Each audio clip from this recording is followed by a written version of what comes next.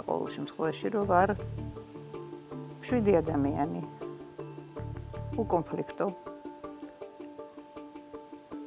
ვცდილობ ძალიან, რომ რაც შეიძლება მეტი ყურადღება და სითბო გავცე. და მიხარია სხვისგანაც რომ ვიღებ ამ ყურადღებას და სითბოს. ესა გამონაკლისი არა ვარ, ეს ყველას უნდა. გარდა ამისა ვარ საქმის ერთგული. რა კარგად ვახასიათებ ჩემ თავს და საერთოდ ერთგული ვარ.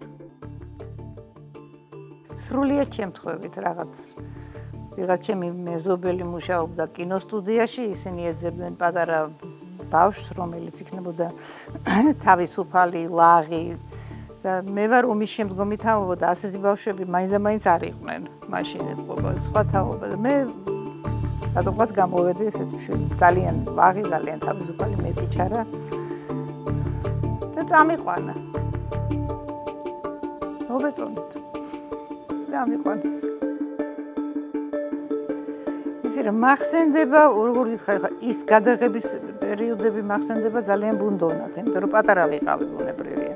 მაგრამ აი მერე შემდეგი იმის მერე სადაც უყურებდი ამ ფილმებს რაღაცები ჩამჭერაც მომწონს მაგალითად მომგიჟდები ისე მომწონს მიხოსის ტექსტი ვინ არის სიმპათიური ეს მთელ საქართველოში ლაპარაკობდნენ ამ ტექსტს იმ პერიოდში ყოველ შემთხვევაში ძალიან პოპულარული გახდა ჩემი აი ეპიზოდებიდან გიგო პაპა მოვიდა ესე ძალიან პოპულარული აი რაღაც ეს ნაწყვეტები მახსოვს და ნუ მოგითხარ ყოველდღე ვიხსენებდა თუნდაც ერთ ჭირდღელობას მოგატყუებ მაგრამ ყოველ შემთხვევაში სასიამოვნო გასახსენებელი არის იმიტომ რომ რაღაცა კარგია როცა ბავშვობაში ასეთი რამე შეხვდება ცხოვრებაში ასეთი საჩუქარი მოგერთმება ეს ძალიან დიდი ის არის იმიტომ რომ ბევრ რამეს განაპირობებს მე ახლა ზუსტად დღეს ვეუბნები ჩემს შვილიშვილს რომ მე ეთყობა ძალიან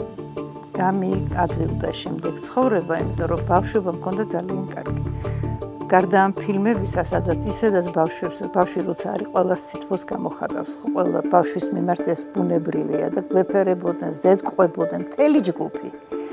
და ეს სითბო რასაკვირველია რჩება, არსად არ მიდის. ასეთივე ოჯახში გავიზარდე.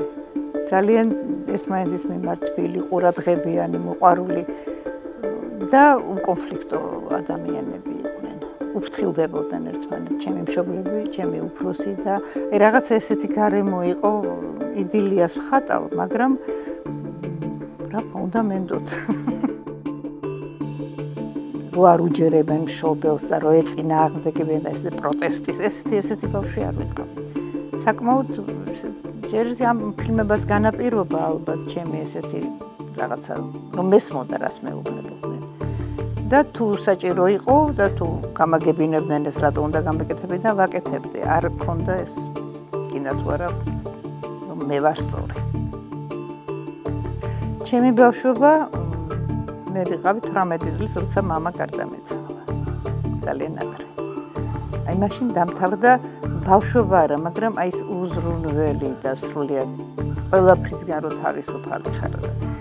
ადამიანი რომელიც აი გუშინ შენგვერდ ძალიან უსფათ მოხდა თან ეს ყველაფერი.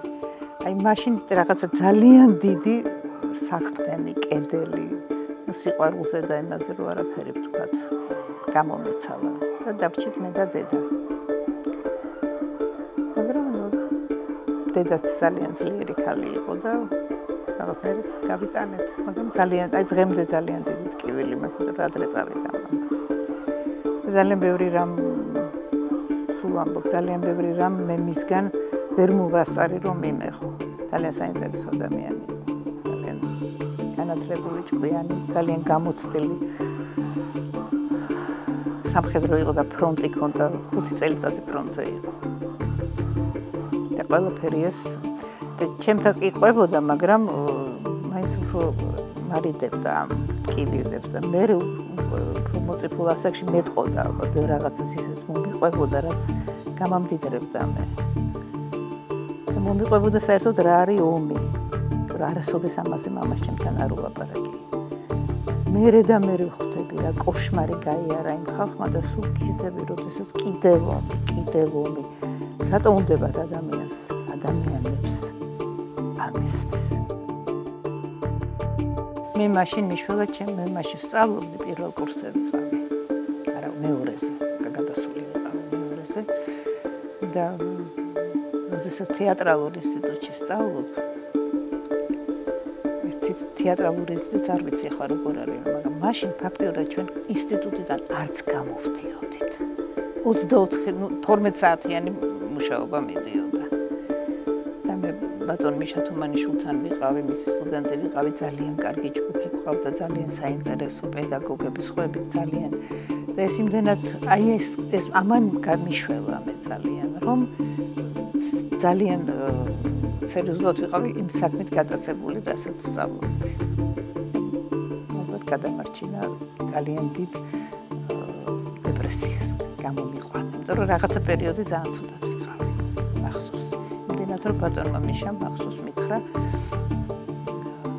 რომ შემომთავაზა მიკა მაშინ მისი ქალიშვილი პატარა იყო და ცოტა ხნით თუმცა წამიყვან ჩემთან და ლიკასთან ერთად გაგზრდიებდა რომ ხედავდა ეს ყოველ რომ ძალიან მეუთხარი არა მეთქი დედა ჩემს უბრალოდ არა მე უბრალოდ იმიტომ გითხარი იქნება გამოცვლა გარემოს გამოცვლა და გიშველოს იმიტომ რომ ვერ გამოვდიოდი მაგრამ მე მიშველა მაინც ამ საქმე მთელი ბავშვობა და მთელი ახალგაზრდობა სწავლობდი მუსიკას დავდიოდი დავამთავრე მუსიკალური სასწავლებელი ნუ მანამდე 10 წლები 7 წლები მოკლედ ძალიან ბევრი ვისწავლე მუსიკა მხოლოდ იმიტომ რომ დედაჩემს უნდოდა რომ თუ შენ ამ საქმეში არ გაგიმართლებს რამე პროფესია გქონდეს და დედას ხათრით ღამე გავთიშავდი ის რო აქ პედალი ფორტეპიანოს ხმარო არა ღამის 11 საათზე რომ მოვდიოდი სახლში ვიწყებდი მეცადინეობას რომ მეზობლები არ შემეწუხებდი მოხდა არ ქონდა ბავშვი უფრო იოლად ეგუება ყველაფერს. ბავშვი ხო თამაშობს მთელი ცხოვრება. მთელი ბავშვობის პერიოდი მისი არის თამაშის. და ის როდესაც გეუბნება შენ რეჟისორი და მით უმეტეს ისეთი რეჟისორები როგორიც მე მყავდა ბატონი რეზა ბატონი თენგიზი აბულაძე. რომ აბა შენ მიდიხარ ცირკში და გიხარია იქ ავტობუსის სცენა როა სხვიშულებში. და ის ვიღაცა დაგხვდა იქ დიდარი და ლამაზი და კარგად ჩაცმული. აბა შეხედე ხა როგორ ამა ბავშვი ამას ძალიან იოლა თან არაჩვეულებრივი ბავშვები ისხდნენ ჩვენ მართლა ძალიან ლამაზები და კარგად ჩაცმულები ის იწყება თამაში და ბავშვი იჯერებს ამას იცით რა ეს ისეთი თემა რომელზეც რამდენიც არ უნდა ვილაპარაკო ვერ ამოვწურავ და ბევრი ლაპარაკი საერთოდ არ მიყვარს უნდა გითხრათ. აქ ბევრს ლაპარაკობ, მაგრამ საერთოდ ვინც ვიცნობს იციან. მიხეილ თუმანიშვილი იყო თვითონ იყოს ატარებდა სამყაროს. ეს იყო ძალიან მწყინს რომ თქვენ ახალგაზრდები ვერ მოესწარეთ მას. ეს იყო აბსოლუტურად ადამიანი, რომელსაც თავისი ცხოვრება, მთელი თავისი აზროვნება, ყველაფერი აი ეს რაღაცა არც ბადე თუ რა იყო არაფერს რაც მის პროფესიას არ ჭირდებოდა არაფერს ისეთ შიგნით არ უშვებდა ის ამითი არსებობდა ის არსებობდა თეატრით და ქმნიდა ამისგან რაღაც ხაპრულ სამყაროს ხაპრულ კოშკს შეიძლება მე ხშირად დაგვემსხრა ეს სამყარო რასაკვირველია რომ რეალობას შეეჯახები მაგრამ ის შენ ესე გზრდიდა რომ შენ იხარ შენ თეატრში და იქ უნდა შექმნა შენ სასწაული შენ აი ეს განწყობა ეს დამოკიდებულება და კიდევ ერთი რაც მთელი ცხოვრება მახსოვს რომ თეატრი არის თქვენთვის ტაძარი ეს ძალიან მრავალნაირია ქართული თეატრი მე აქტიურად დავდივარ და ვნახულობ სპექტაკლებს ჩემი ასაკიდან გამომდინარე თუ რაღაცა თუდად არ ვარ და ისა არ ვტოვებ. მით უმეტეს თუ გავიგერო რაღაც საინტერესო გამოჩნდა და ძალიან ბევრი საინტერესო სპექტაკლი ვნახე. ძალიან ბევრი. ნახე ცუდი სპექტაკლებიც კი ესე იყო ყოველთვის. ყოველთვის ჩემს ახალგაზრდობაშიც, შუა ასაკშიც საერთოდ უნდა გითხრათ, რომ კარგი და ძალიან კარგი მithumetes იშვიათია. იცით რა, კინო და თეატრი რადიკალურად განსხვავდება ერთი მთავარი ის არის. კინო არის რეჟისორის ხელოვნება. და რა პრინციპით მიდის კინოს გადაღება, ხო? შეიძლება ფინალური სცენა გათამაშონ, მერე სადღაც შვა და მერე დასაწყისი და მერე ის აწყობს ამიდან თავის ქმნილებას. ის ქმნის იმას, რა უნდა, რაც არ უნდა, შეიძლება გენიალურად ითამაშოს მსახიობი, მაგრამ არ დაჭირდეს იმ კონკრეტულ ფილმს და უცბად ამოვარდეს ის. ბევრი შემთხვევაა ესეთი. თეატრი მაინც არის იწყება პიესა, რაღაცა სპექტაკლი, რაღაცა ამბით და მაყურებლის თვალწინ ხდება ამის განვითარება. მსახიობი ამ ცხოვრებას გადის უწყვეტად სცენაზე, იმ 2 საათში თუ 3 საათში. და რასაკვირველია, მსახიობისთვის ეს უფრო საინტერესო და უფრო კარგია. იმიტომ რომ იმ უწყვეტობაში არის მსახიობისთვის ძალიან დიდი ხიბლი, ძალიან დიდი. და მაყურებლის რეაქცია არის. შენ მაყურებელი სპექტაკლებს რო თამაშობ, ძალიან ბევრ რაღაცას მე სხვადასხვა თანდათან მიდის ჩასწორება ტვინში და ბუნებაში. ხვდები რომ ეს არ ჭირდება იმ მაყურებელს. იმს კი არა, ბევრ მაყურებელს, სხვადასხვა მაყურებელს იხო, სხვადასხვა დღეს სხვადასხვა მაყურებელი მოდის. შენ თვითონ აკეთებ ამის ჩასწორებას. შეუმჩნევლად, თქვენთვის შეუმჩნევლად. მაყურებელი ვერ მიხვდება, მაგრამ ეს ხდება. და ნუ კინოშერებს ვერ გამოცვლი. ყოფილა სხვადასხვა პოლიტიკური გემოვნება 90-იანი წლებიდან მოყოლებული ვიღაცას ის პარტია მოსუნა ვიღაცას ეს პარტია ვიღაცას ის პიროვნება, მაგრამ მეტნაკლებად ჩვენმა თეატრმა მოახერხა, რომ ჩვენ ერთმანეთს არ დავეჯახეთ.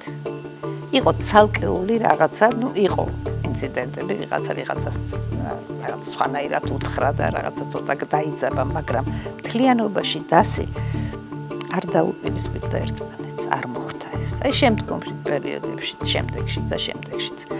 მე კიდე მე მგონია, როცა მიფიქრე ამაზე, რომ რამ განაპირობა ეს, გარდა იმისა, რომ ჩვენ გვაქვს ერთმანეთთან ურთიერთობა და ჩვენ რაღაც მართლა ოჯახია თეატრი, ხო? გაცილებით მით უმეტეს ახალგაზრდობის ასაკში გაცილებით მეტ დროს ატარებ თეატრში ვიდრე სახლში.